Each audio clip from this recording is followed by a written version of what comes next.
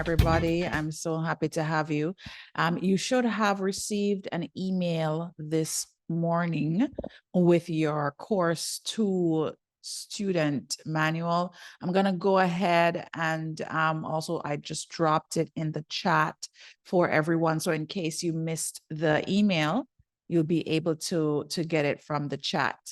And looking forward to today's conversation, guys. I don't know if I shared the last time, but I'm quite the nerd. My background is in tech. I started doing tech from I was 9 years old when I went to school with my dad, to work with my dad. He used to be a systems operator on Wall Street. And some nights he would take me to work and I would end up just kind of sitting there with all these big machines, and the noise in the basement of this huge company. And it was really quite the experience, but that's when I fell in love with the machines. I didn't quite know what it was, but I was fascinated. And since then, I've done all things education-wise. I did a lot of learning around tech, and now I get to turn around and teach tech. So it's like a full 180, 360. And there is a prize at the end, guys, for fun facts about Stacy. Just letting y'all know. Okay.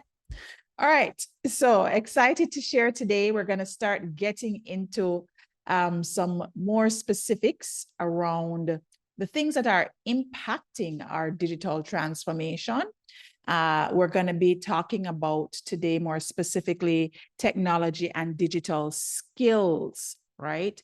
But before we do that, we have some ground rules that I wanted to make sure that we shared as we got things going today.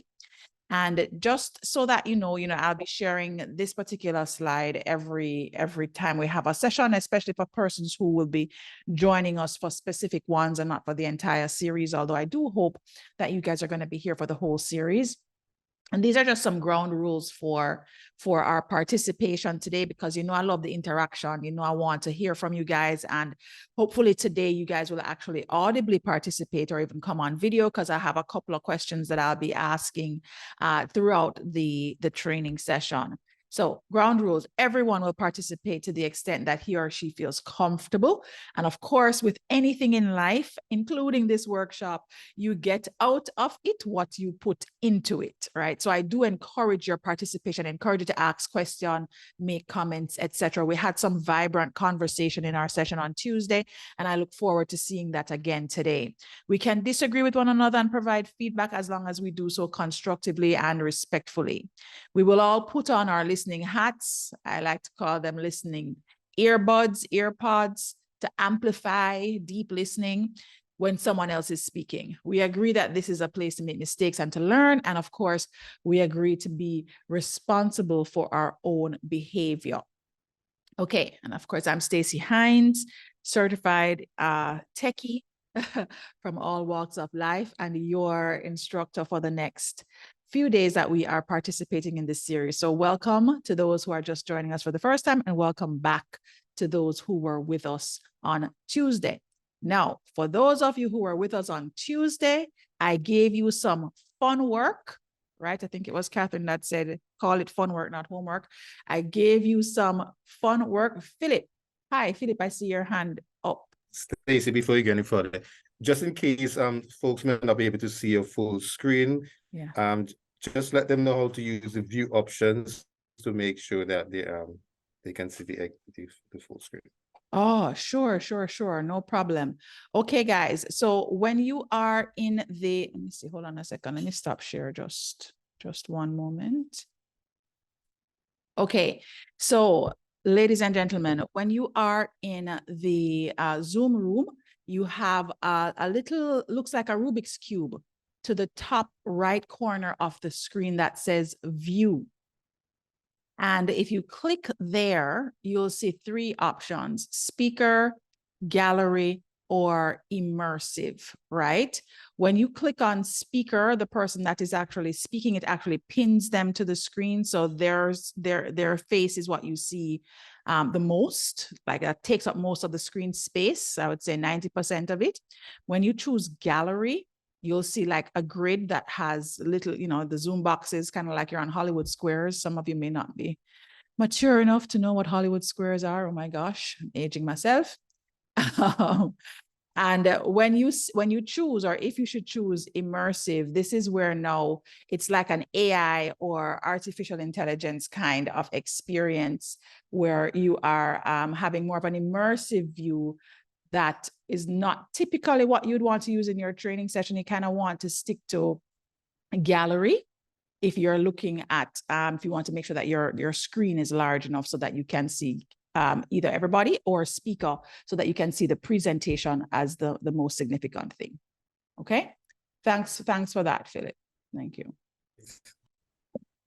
All right, so now we're gonna get going again.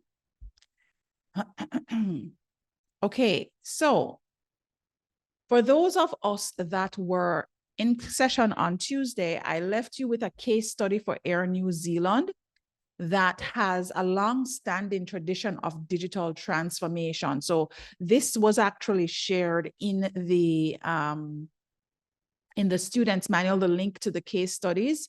And for those of you that were able to actually take a gander and read any of the items, I just wanted to kind of get a sense of what you were able to take away from it. So I'm going to drop a quick poll on the Air New Zealand case and see if any of you were able to actually read it. What were the things that you picked up from it? You know, I think the case was a really great one because it actually showed that a couple of things. One, that digital transformation didn't just begin in the last couple of years with the pandemic, or even in the last 5 years, but it's been happening for some time now, right? Digital transformation has been with us for some time. If any of you recall when we were making that shift from green screen to actually start using Microsoft Windows, oh my gosh, aging myself again.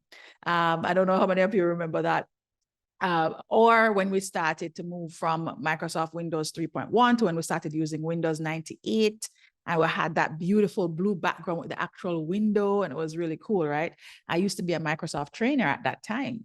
That was one of my first jobs out of university. So I just dropped the case study poll, guys. You should see it pop up on your screen. And I just want you to choose what was it that stood out the most for you in reading that case study, for any of those who actually participated and in reviewing it. For me, there were several things that stood out. First of all, I love the fact that their chief digital officer is a woman. And that role is actually one that you'll see coming on stream more and more. Chief digital officer. I myself augment teams as a chief transformation officer because I focus so heavily on business and digital transformation. Right. So you're going to see roles like that coming up more and more. Chief digital officer role, chief transformation officer role. So while they may seem new, new roles are going to be evolving. I also loved that the pandemic did not deter them from their digital transformation dreams, from the strategies that they were putting in place to actually make digital be the forefront of how they offered exceptional customer service. I think the pandemic ushered in digital change for so many companies, people that weren't even necessarily ready. And I think the pandemic is also to thank for accelerating programs like this one, where we want to make sure that our MSMEs and other businesses are prepared for the change. Okay, so I have a few persons that have answered so far. I think we're trending where the number one thing is creating a big vision and strategy and incorporating digital as a key strategic lever is coming out as the number one takeaway. And then behind that, we have continuously adapting and improving customer experience, especially in a time when the travel industry has been under stress. All right, so I'm going to wrap up the poll, ladies and gentlemen, so that we can get into the content for today. Thank you so much for your participation. And just to kind of share the results with you, you'll see there, creating a big vision, is the number one takeaway, and then continuously adapting and improving customer experience, especially in a time when the travel industry has been under stress. Okay, great. All right, so now we're going to move into today's conversation, which is all about technology, some of the trends, and digital skills training literacy, which, truth be told, this is what we're doing right now. We are immersing ourselves in digital literacy. This is what we're doing right now. And so I feel that we're going to have a lot more experience of that over time, because guys, as I said on Tuesday, this is an ever evolving space. This is not a one and done, kind of experience. This is something that we're going to have to consistently be looking at and consistently be evolving towards. So we're going to be touching on digital literacy and skills today towards the end of our workshop. Okay, so we're talking about technology trends first and foremost. And we're also going to be diving into a little bit around cybersecurity. And I'll even touch a little bit on data privacy, because I think more and more the two go hand in hand. And especially with all the laws that are going into effect, you have a lot of data privacy laws that are going into effect this year and next in the Caribbean region. And I'm actually curious to hear from any of you here who have any kind of sense of what's happening with data protection in your own countries, on your own islands. That would be kind of interesting to find out about as well. All right, so let's start off with technology trends and their impacts. And the first one that we're going to touch on is my favorite. I cannot tell you enough, guys. I am obsessed with artificial intelligence. I mean, when I say obsessed, meaning I spend a great deal of my time reading about it. I've taken courses. McKinsey recently launched a 60-page white paper this past weekend on artificial intelligence and the way that it can be used in businesses. And let me tell you, that for me is like a great read, right? So you can kind of see some of the geekiness coming out, yeah? All right, so artificial intelligence is one trend that every single business, and I will say, guys, that individually, as individuals, it is also something that you want to make sure that you are paying very close attention to. We have seen the rise of artificial intelligence in a very short space of time in terms of generative AI and people's interaction with it. Truth be told, artificial intelligence has been around for a very long time, since, like near 2000, 2001.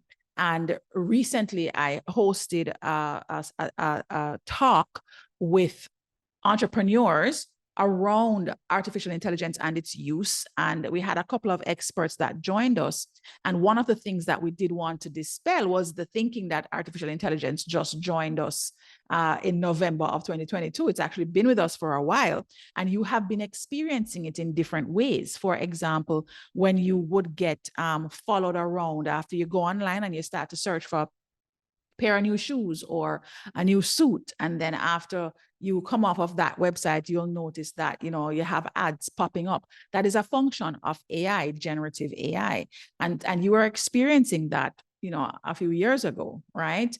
And so what we have seen, however, with the dawn of OpenAI through ChatGPT primarily, although you have many other generative AI providers, what we have seen is the first very interactive content delivery mechanism for you and I, just regular persons, for free.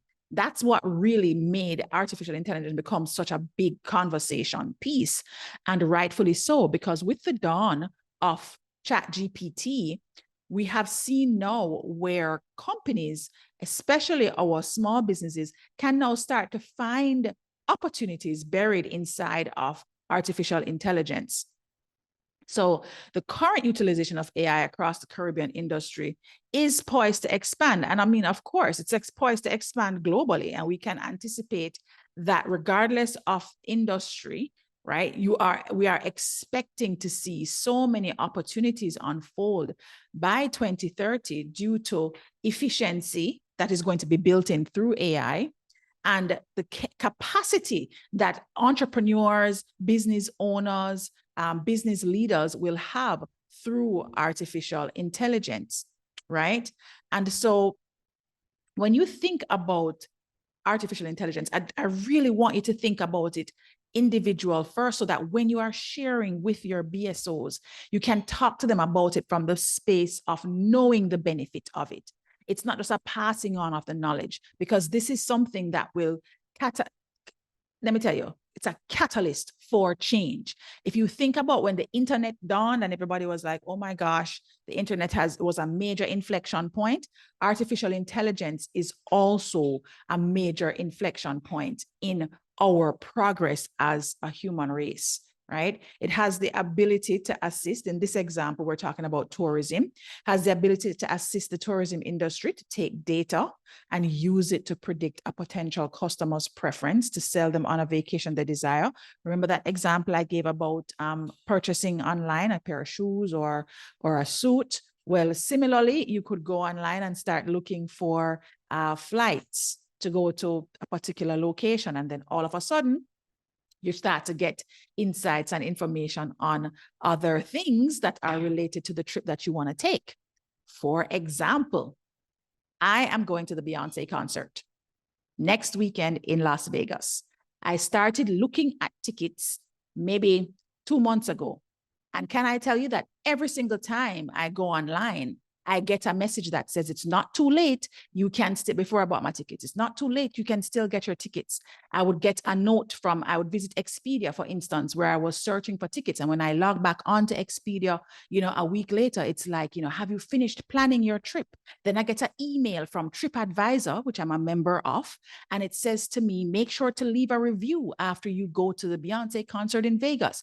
So this is literally AI at play. And when I see that stuff, guys, I will admit, it used to scare me the very first time I experienced it. I was like, who's watching, right? But now, when I see it and I understand the tech behind it, it shows me the sophistication of the technology that we're dealing with. And it excites me with the possibilities. That's what it does. It excites me with the possibilities that are available to all business owners out there to actually expand their opportunities through artificial intelligence algorithms. And so you'll see here where it talks about the algorithms enable a seller to follow a traveler from when they first vaguely explore the idea of a vacation to their activities and location when in country. And you'll notice that this is across platforms. You could start looking in one area, like on one site, and then you go over to your social media and you start to see the ads popping up. And this is why it is really great for businesses, because it affords you the opportunity to embed yourself digitally across multiple platforms without you having to physically be there. And there is exponential power in that for our MSMEs. Now, of course, I get excited about the tech, and you're going to have the caution signs that will go up. And this is with anything in life, quite frankly. It's the same thing. If you think about diet, you get introduced to a new food, and you have to be careful, because if you eat too much of it, then you're going to have negative impacts. It's the same thing with tech, guys. And while I know that possibly persons will think about the negative impact from an ethical perspective, it's talking about biases, because of course it's a machine, and the machine is being trained based on most common use cases, which are not typically diverse and equitable, right? But with time and with our participation and contribution to that machine learning, we will be able to see more diversity and equity across the platforms, right? Additionally, one of the concerns that has come up over and over again is that the bots are going to replace us, right? And I remember when I saw iRobot, who saw the iRobot movie with Will Smith? When I saw iRobot, I was first excited, and then I was like, man, this really could happen, especially when you observe all the different players that are in the social media space. You're wondering to yourself, wow, could this actually happen where we have the bot takeovers? But the truth of the matter is that artificial intelligence is artificial. it cannot replace human intelligence, certainly not with the stage that we're in now. And even for the progressive future, there is still quite a bit of work that would have to be done to get robots to a place where they can connect with thinking and feeling information so that they can now replicate that. So UNESCO actually stresses the importance of using AI to help people instead of replacing them. Now, does that mean that as our organizations look to advance through the utilization of AI, that persons won't be, we won't experience job losses or we won't experience redundancy? I believe we will, because that's just the nature of things. However, there is also a greater opportunity for knowledge learning and for skills transfer, which is why digital literacy is also included, for knowledge transfer and digital literacy, so that you have more knowledge workers. And instead of replacing people, you can now promote them. You can now expand where they are focusing, right? So artificial intelligence doesn't have to, we don't have to play into the negative components or aspects that it presents. With the policies and procedures that are going to eventually be developed, I know it's going to be quite the task to get policies wrapped around something that is evolving so fast, but we'll do our best to make sure that we have policies to navigate bias challenges, privacy challenges, and of course, job loss, right? So we do encourage AI education and development, and to ensure that there are rewards put in place to build AI tools in service to humanity, such as tools to reduce bias by testing algorithms before acquisition. The Caribbean is the perfect melting pot to ensure that this AI development can happen in this human-centric way. And this is the perspective of the Caribbean Artificial Intelligence Policy Roadmap. And one of the reasons is because technically the Caribbean is still on the earlier stages of its digital transformation journey. And with the introduction of artificial intelligence, we can now, while we are building our digital transformation paths, we can now incorporate a more human perspective in AI development. And that comes through the use of AI tools. That's how artificial intelligence evolves. It's from the information that we put in. So the more of us that are participating and utilizing the tool, the more we influence the algorithm and the more human-centric way we allow it to be. Okay, before I get into the e-commerce, let me just ask if anybody has any questions about artificial intelligence. You can drop a question in the chat, or you can put up your hand, and I'd be happy to acknowledge you. Let's see what's going on here. Technology will always advance, so we must learn to adapt. Absolutely, Catherine. I have one of the statements that I use in my coaching practice is knowledge is power and self-knowledge is self-empowerment, right? And so we really have to get clear about what we want our experience of AI to be. Well, how do we want to show up as an empowered, not just user, but somebody that is passing on that knowledge to other persons? Okay. Any questions? Any questions? All right, let's talk e-commerce. What is e-commerce? E-commerce is the process of selling goods and services online. Very straightforward. I think we're probably all veterans. Even if we're not the sellers, we are definitely the buyers.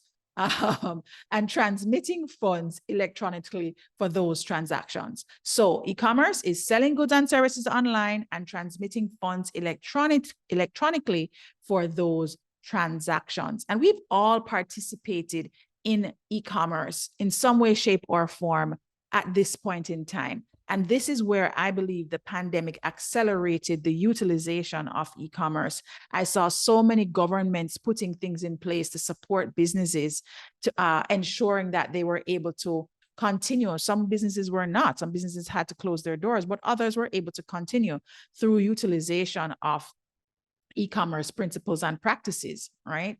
And a report from the Economic Commission for LATAM and the Caribbean explored what e-commerce looked like in LAC region from 2019 to 2021. And of course, it showed a growth of nearly 30% in that time frame. mostly for existing marketplaces with the highest growth in Caribbean countries. And I really feel that persons that already had their businesses online, like if you look at your MSMEs, and you can probably use this as one of the things when you're that you talk to them about when you're doing the work with them. When you talk to them about e-commerce, for those companies that had their business online pre-pandemic, you can look at them and ask, what difference did the pandemic make? Did you see a surge? Right? And then you can use that to now compare with the other MSMEs who may not have had their businesses online before the pandemic.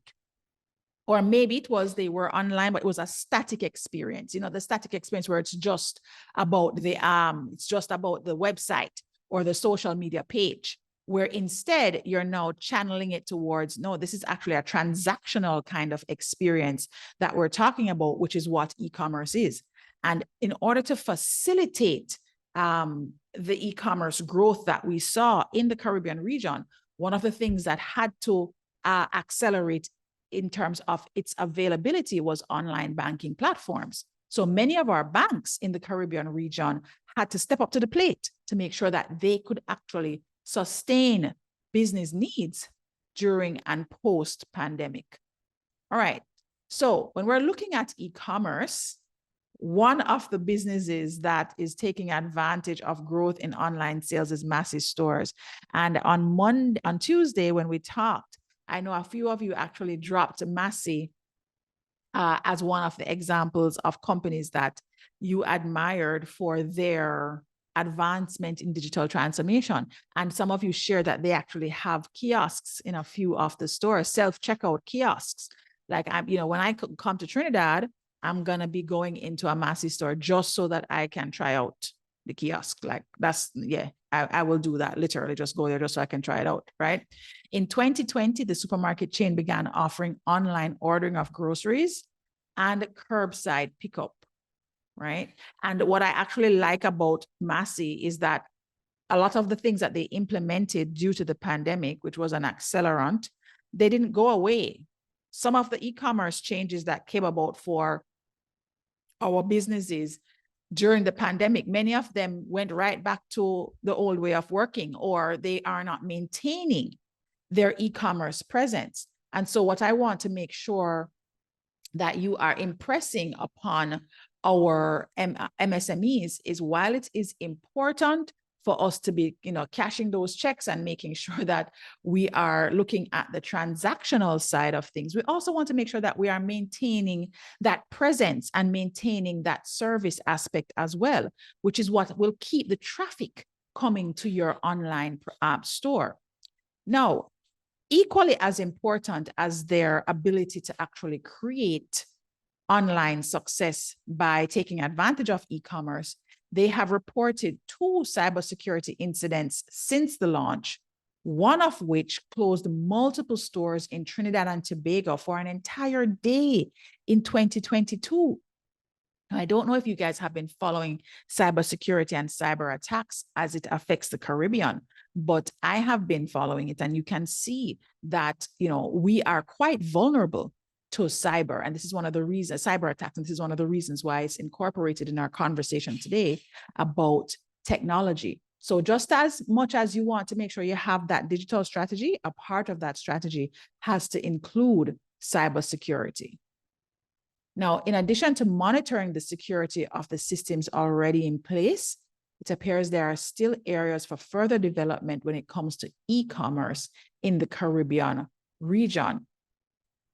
Consistent features of the marketplace landscape in LATAM and the Caribbean region is websites that do not allow users to finalize transactions digitally. So just before, I was talking about companies that may have gone online during the pandemic because they were forced to, that either did not complete the process or did not maintain the ability for persons to have end-to-end experiences, right? Now, I think that while we have not gotten to a place where all marketplaces for LATAM and the Caribbean region have end-to-end service, and when I say end-to-end, it means from the point of reaching out and touching a customer or a potential customer to when they convert pay, give you feedback, customer service, you maybe even follow up with them and tell them how glad you are that they were your customer, etc. That's what I'm talking about end to end, from awareness all the way to delight, right? That entire customer experience funnel, that roadmap. When we are in this situation and you're looking at the BSOs and looking at what exactly is the gap, right? What it is a challenge with development and adoption of electronic payment solutions and integration of those payment solutions into our online marketplaces. And this is both from the perspective of the person on the end of it, the business owner, not having an understanding and appreciation of what's happening in and with e-commerce, and also as a result of limited amounts of flexibility in the solutions that are offered for electronic payments. You have First Atlantic Caribbean, that's integrated in a lot of the bank's services. And in order for you to get a payment gateway, you can either work with them directly or you can work with them through a bank or developers, like a software developer. Some software development companies are set up to actually build out payment gateways on your sites. Sometimes, however, that can prove to be a bit expensive. And so especially if you have MSMEs who are tight on that funding, on that cash, they may not have the immediate financial resources to put towards integrating a full-on e-payment solution. However, there are different ways that banks are allowing our businesses to actually offer electronic payment, even if it is through transfers, etc., but not where the customer has to come in and now be paying you, cash or in person, come into the store to pick up and pay kind of thing. All right. So when we think about e-commerce, I want us to remember that while we are already experiencing the benefits that e-commerce has to offer, there are still some opportunities that exist for us to improve and close gaps as it relates to providing an end-to-end experience for customers. And so as you are working with your MSMEs, one of the things that you want to help them to recognize is that the journey for the customer, that digital e-commerce journey, it's not just when they get online and they can actually pick something and maybe put it in a basket. You want them to think end-to-end customer experience, from awareness through to converting them to a customer, through to delighting them after they have actually purchased. So they want to think of e-commerce in an end-to-end way. And then as they're moving along their digital transformation maturity pathway, they can actually check off where they are complete in that process. Okay, I'm going to pause here to ask if there are any questions specifically related to e-commerce. With you. All right. Yes. Excellent. Here and in. Thank you, Julia. I love it. I love it. Thanks, Philip. Got it. Got it, Elsa. Got it, Aliana. Yes. Okay. You guys are the boss. I just love it. I love this. I love this. Okay.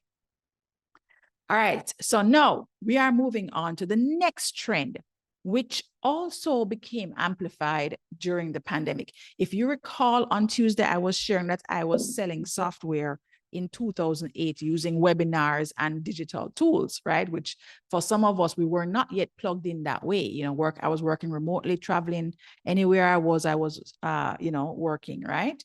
And when the pandemic came around, everybody remote work tools, right? Which I was just very excited for.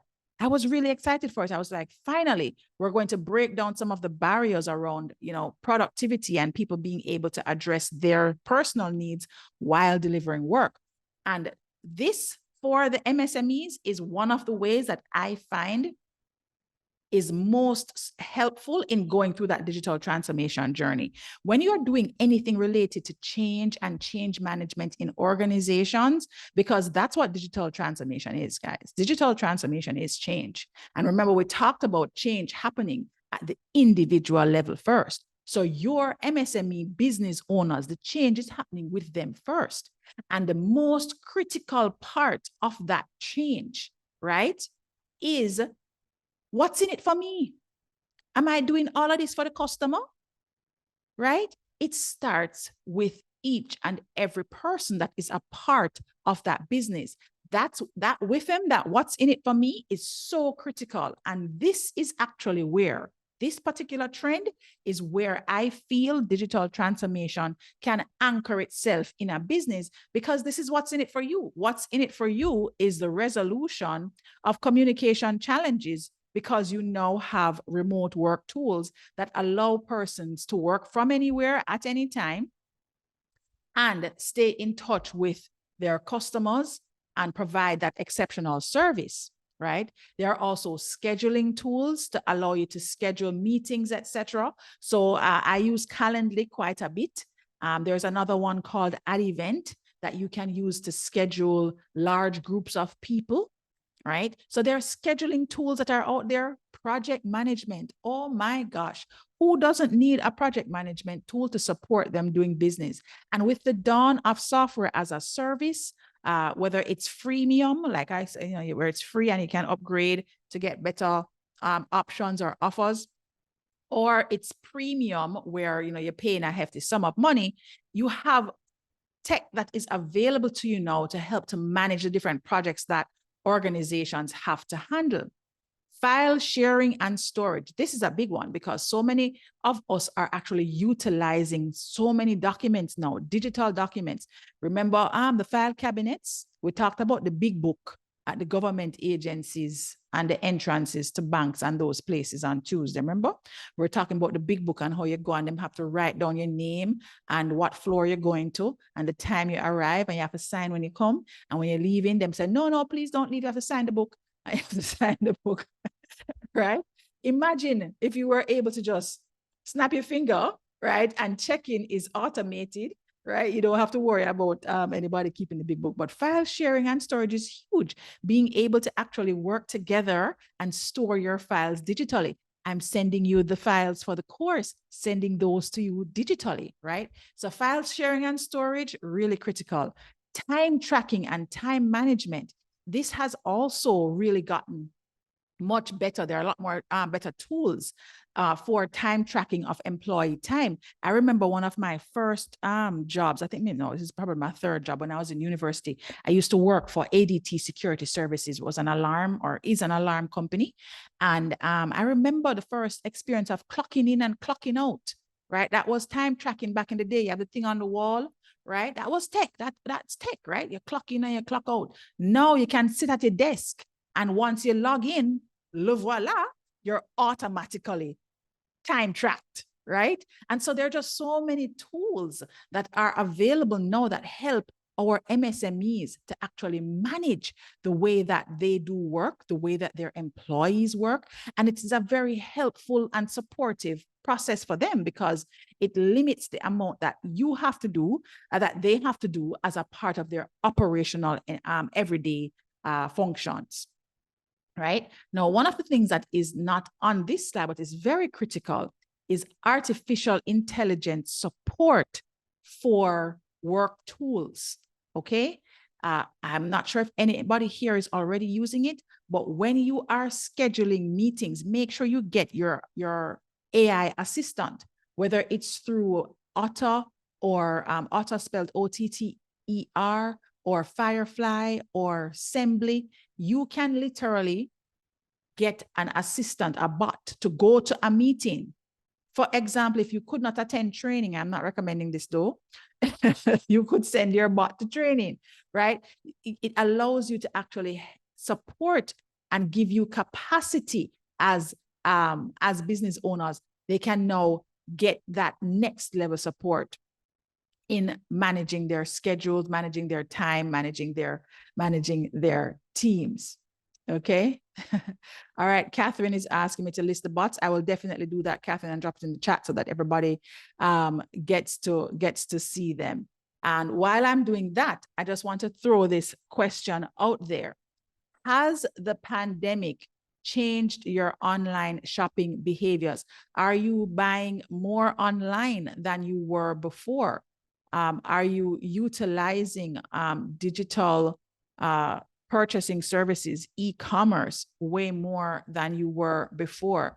Just drop me a note, guys, and let me know. Or if you want to share with us, I would love to bring you on so that you can speak. Just raise your hand. You can raise your hand. If you look at the bottom of your screen, there's a little emoji, a little smiley face. You can just click on that and the raise hand feature is there if you want to share how the pandemic has changed your online shopping behavior. Anybody want to share? Don't all jump in at once. Anyone, come on, somebody get brave. Are you shopping more? Are you using a particular marketplace? Do you have a favorite marketplace? Anybody want to share? If you don't want to jump online and have a chat with me, then maybe you can drop it in the chat itself, in the meeting chat. How has the pandemic changed your online shopping behavior? Maybe you didn't shop online at all before the pandemic and you are actually now shopping online. Yes, it has, Tanika. I've been ordering food and delivery. Yes. Thank you for that, Catherine. Tend to shop online more. Thank you for that, Tanika. I appreciate it. Excellent. Anybody else?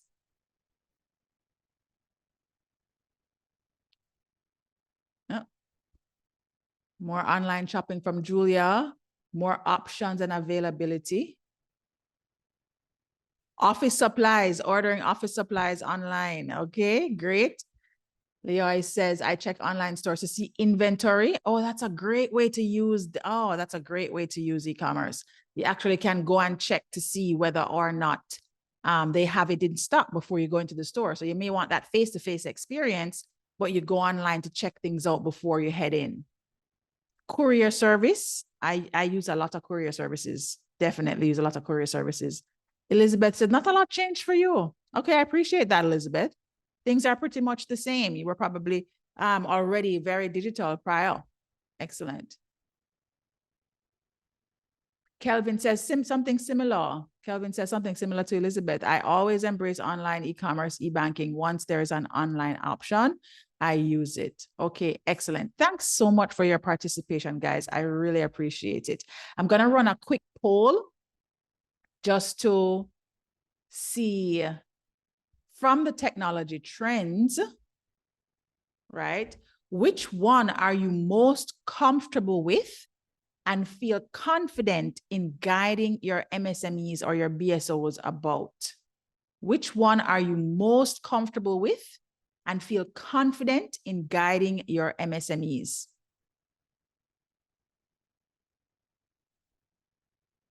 All right, we're neck and neck, e-commerce and remote work. Okay, remote work tools is leading. Yeah, I see it. Okay, this is interesting. All right. You should be seeing the poll up, guys. I have 16 people that have waited so far. Great participation. Thank you so much. A couple of people said generative AI. Excellent. Nice. I was looking for the AI people. I'm one of those. I mean, I'm comfortable with all of these, but right now I'm kind of just like having a total love affair with generative AI. Okay, so we have a good number of responses. Excellent. I'm gonna end the poll now and share. So as you will see, we have generative AI, a lower number there. We need to do an AI course. Philip, make a note. E-commerce coming in second, and then remote work tools. Yes, remote work tools. I think most of us are using them, right? And so we are absolutely comfortable with helping and guiding our MSMEs in the use of those tools. Okay, now we're going to move on to cybersecurity and just talk a little bit about, what exactly cybersecurity does for our businesses. And essentially, it helps to keep not just the data safe, keeping the data safe, keeping the business safe, But specifically when it really comes to the data, any information that's transmitted digitally, cybersecurity is critical to consider. Once you are doing business online, you definitely have to consider cybersecurity. This means hatching a plan for how to keep employee, customer, and company information safe, and how to minimize damage if an attack occurs. Right? Now, there are lots of companies that actually support businesses with understanding cybersecurity and the effect it has. Sometimes it's not just the data, but it's even being able to just keep your services open, as you would have seen from Massey. Their cyber attack took down business for an entire day, which affected their bottom line. So you can imagine that, not being able to actually earn. So this is not just about data, no, this is about the business itself and being able to conduct business. Additionally, when you're thinking about attacks, I want you to also think about what happened with Costa Rica, where it's the cyber attackers, they basically were shutting down key public services. So when we talk about key public services, you're talking about like electricity and your water, and that was for ransomware. So, we don't care about the data, but ain't nobody going to get water or electricity. And Costa Rica's one of their primary sources of income is tourism. And I actually had friends that were visiting at the time when the electricity was going out and it was getting a little crazy. This happened, I believe, last year sometime. And so it's not just the data that we're keeping safe, but in general, our business and the livelihood of our customers and our people is where it extends to at this point, right? So some of the things that you want to make sure that you're doing when you're considering cybersecurity, identifying all potential threats, right? Like, what are the potential areas that could be affected by a hacker or a cybersecurity attack? Like, what would somebody be able to hold you ransom for? Is something that you want to think about. When you look at those of you in here that are supporting government, right? That's something that you want to think about. Or what are the different ways that people could hold us ransom through our technology, right? Figure out legal obligations. Understand what are the legal implications. Make sure that you actually have some kind of legal support, some kind of legal policy, something that is, each of our BSOs need to make sure that this is present within their paperwork, because that's something that's oftentimes overlooked, is having any kind of legal documentation that supports the business in navigating cyber threat.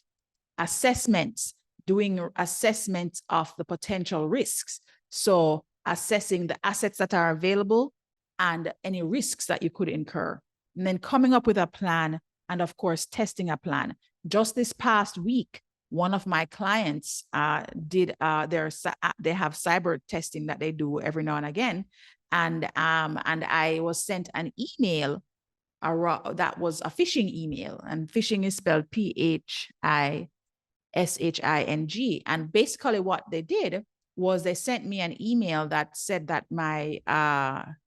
I was out of storage, which, of course, as you can imagine, as a consultant, storage is important to me because I have all these data that I'm sharing. And they said, if you want to renew your storage, upgrade now. And it had a big button for me to click to upgrade that would have kicked off whatever misinformation that, I'm not supposed to be clicking there, basically. And so what ended up happening is I forwarded it to IT and I said, please assist. Right? I'm not clicking on anything. Just take a look at this. And they wrote back and said, well done. And I was like, oh, yay, pat on my back. I had no idea that it was a phishing email.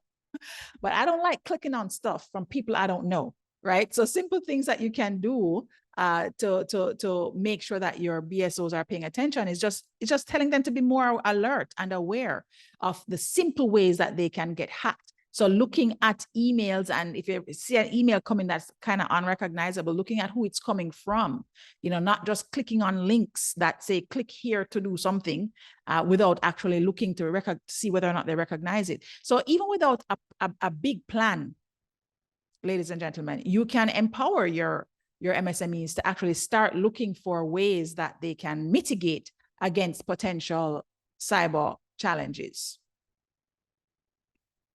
So one of the things that we have included is a list of cybersecurity tips. You would have this in your manual as well. I'm going to go ahead and just drop the link in the chat also. And I would love for you to just hop over for a couple minutes. So you can click on this. I just talked about not clicking on stuff. You can click on this. You can check out the tips that Cisco, who are very active in their cybersecurity efforts, right? They have their top 10 cybersecurity tips. Yes, Catherine, I was about to ask you this about the safety, don't it? I'm here like preaching. Don't click on things and then I drop a link. All right, so they have listed here their top 10 cybersecurity tips. And this is one of the ways, ladies and gentlemen, that I'm saying that without even, because let's be honest, guys, sometimes when you talk to the business owners, they just feel overwhelmed. They just think, oh my gosh, I have to be running the business. I know you're telling me to digitally transform. I know you're telling me that as I'm digitally transforming, them going to hack me. And, like they can start to feel a little overwhelmed. So you want to give them simple, low-hanging fruit things, easy ways that they can learn and grow and understand and feel empowered. Remember, knowledge is power. Self-knowledge is self-empowerment. That makes your job easier. So when you're going in there and you're teaching and sharing, etc., they will already have some of this insight and they can utilize it, right? So the top 10 tips are here. Realize that you're an attractive target to attackers. Practice good password management. Never leave your devices unattended. When it says that, right, it doesn't mean that you're going to walk around with your computer, right? Lock your screen. So unattended doesn't mean that you have to be there physically with it. You just want to put certain practices in place, like screen locking, making sure that you have two-factor authentication, you're changing your passwords frequently, etc. Always be careful when clicking on attachments or links in email. Do any sensitive online activity on your own device and on a trusted network. I know a lot of us go to coffee shops. Many of those coffee shop networks are not secure. So you want to make sure that you're being careful with what you're doing while you're there. Back up your data. Be conscientious of what you plug into your computer and watch what you're sharing on social channels, social networks. That's a very easy way for people to find you and follow you back to your business and hack. Beware of social engineering and be sure to monitor your accounts for any suspicious activity. All right, so you have the link to actually look at these tips, right? And there was a question from Catherine about services like Norton. So what I will say is that, yes, absolutely. When you have your Norton antivirus protection software, it can help to support, automated or bot-like digital type of viruses that are meant to bring down your machine, etc. However, Norton doesn't necessarily protect you from hacking, right? Norton doesn't necessarily identify when you have a phishing email. You have some things that will slip through the cracks. So I always say, you can double down, and they have a lot more available now to business owners, a lot more options, whether it's McAfee or, Norton, etc. They have a lot of different options available for virus and cybersecurity protection. But one of the things that I would probably recommend as well is you have cybersecurity experts, organizations, tech companies in the Caribbean that actually focus on cybersecurity. And I think it is money well spent or an investment well made to actually take on some of that digital literacy piece that we've been talking about, take on that digital literacy as it relates to learning about cybersecurity and understanding what it means to protect your business. So you may not be able to hire the company to come in and, build out an entire plan, depending on the budget. If you can afford that, I would recommend that companies do that. And I would also recommend that if you can take online course, LinkedIn offers free courses if you have their premium membership. You know, go on and look and see what they have available so you can learn a little bit more about your safety and security. All right, now our final area that we're covering today is digital literacy. And we're going to talk a little bit about what it means to have digital literacy and how it impacts the economy. Additionally, we're going to share a couple of options for where you can actually gain the skills. Clearly, you're here, so you know that Caribbean Export supports digital literacy and providing that digital literacy to businesses and their representatives and supporting entities and partners in the ecosystem.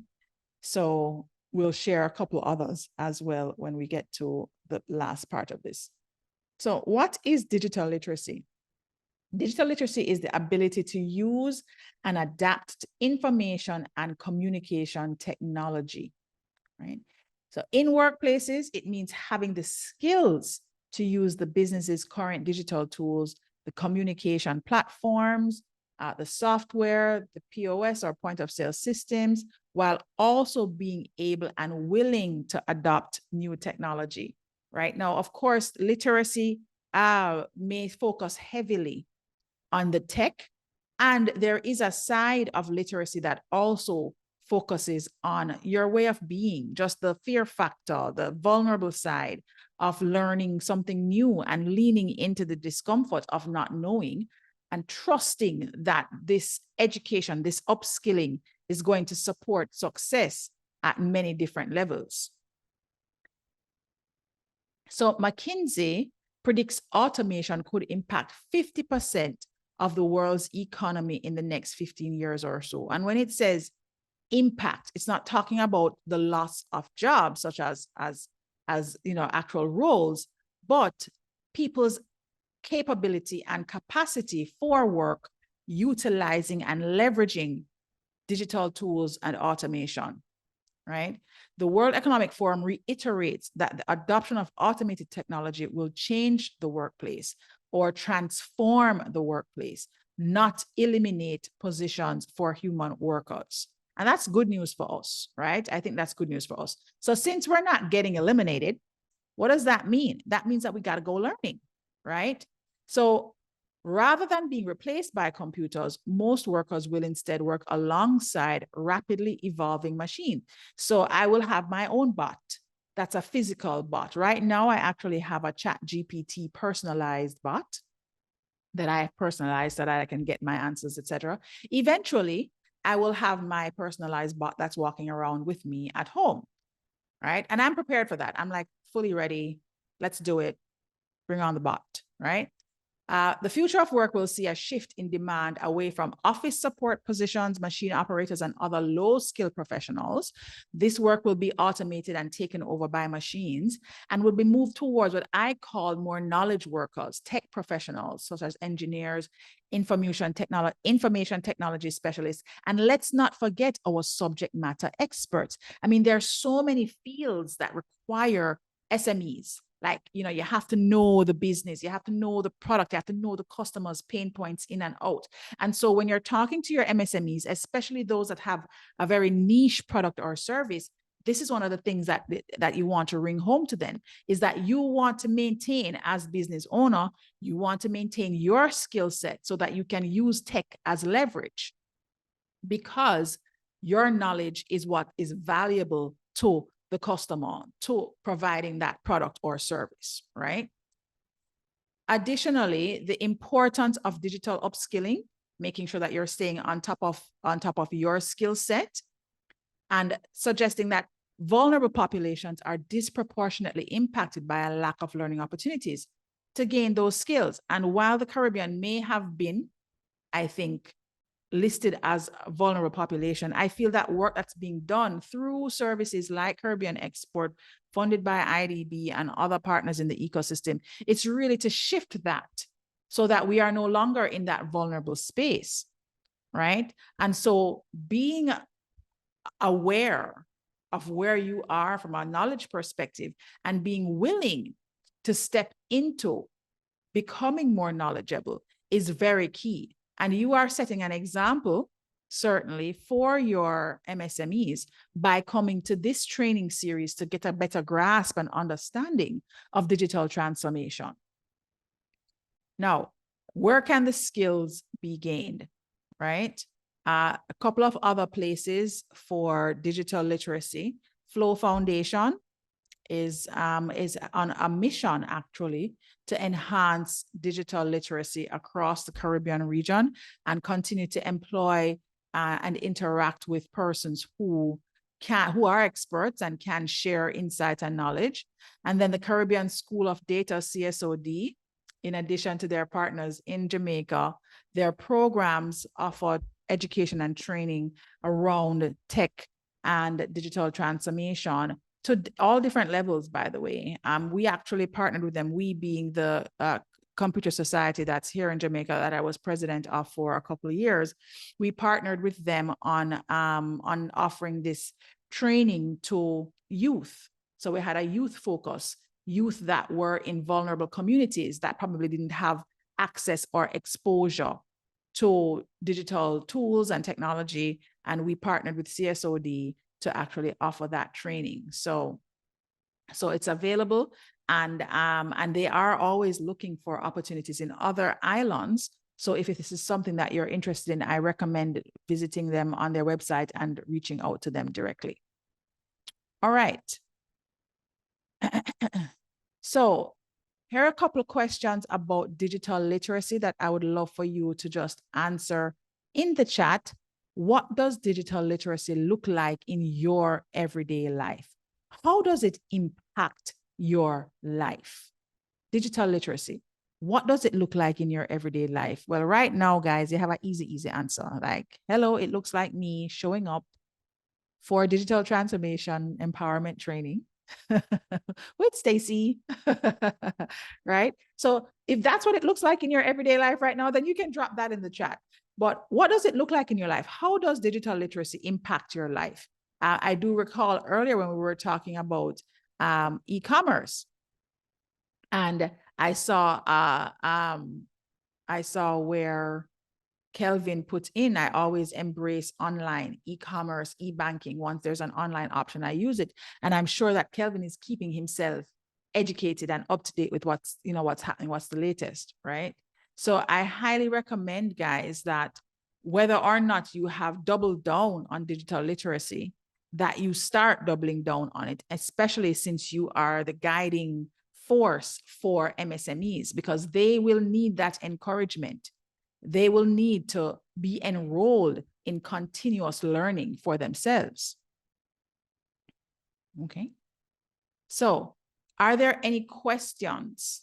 Any questions for me about digital literacy? All right. So I'm going to share just one final poll with you. Philip Jackson wrote, learning to use ChatGPT to help me do what I do better. Philip, let me tell you, I am addicted to ChatGPT. It stays open on my tabs in Chrome. Can I tell you? So I am right there with you. This last poll that I'm launching, everyone, is about the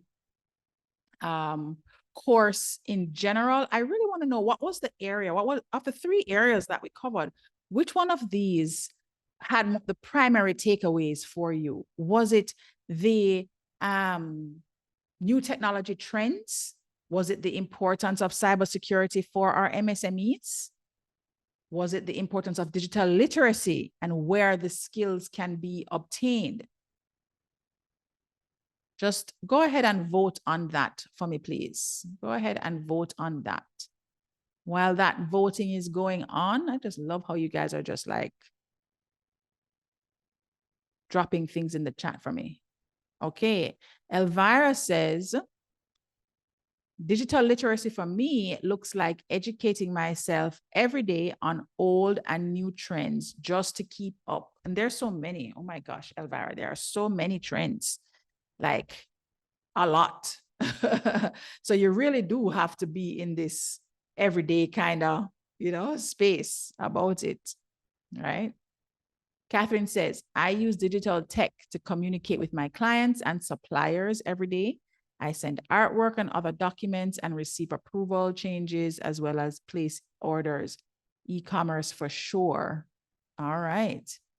Use of online banking, e-commerce, rideshare applications, and ChatGPT frees up my time for other activities. Okay, excellent. Philip says same. Yes, Catherine says cybersecurity is crucial, but a lot of people lack knowledge of the dangers. The trends are crazy. There is always a webinar to learn from. Yes. And Kelvin says, for me, it's not about keeping up, but how it can make my life easier, more efficient. Yes, Kelvin, I am so about that ease. Can I tell you?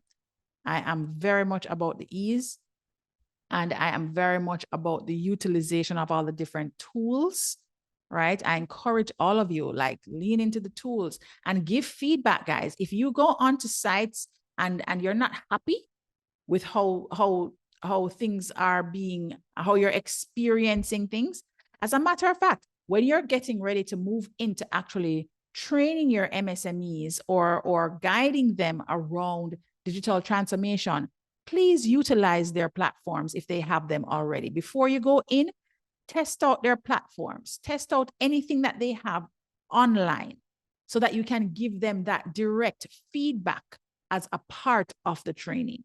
So it's not just theoretical anymore, right? Okay, so I'm ending the poll. I had great participation. We have 25 persons. So that's lovely. I love it, guys. You like the polls, eh? I see that you like the polls and you like the chat, but you're not coming to talk to me online. That's okay.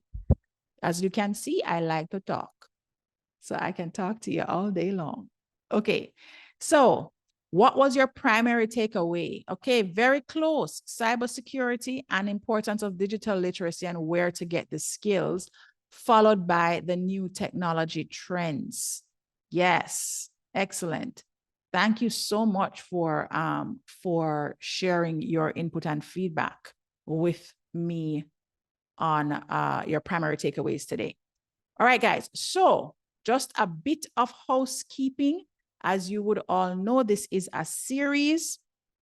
And so training will continue next week. I know you guys can't wait till next week, Tuesday, so we can talk again. I'm looking forward to it, okay?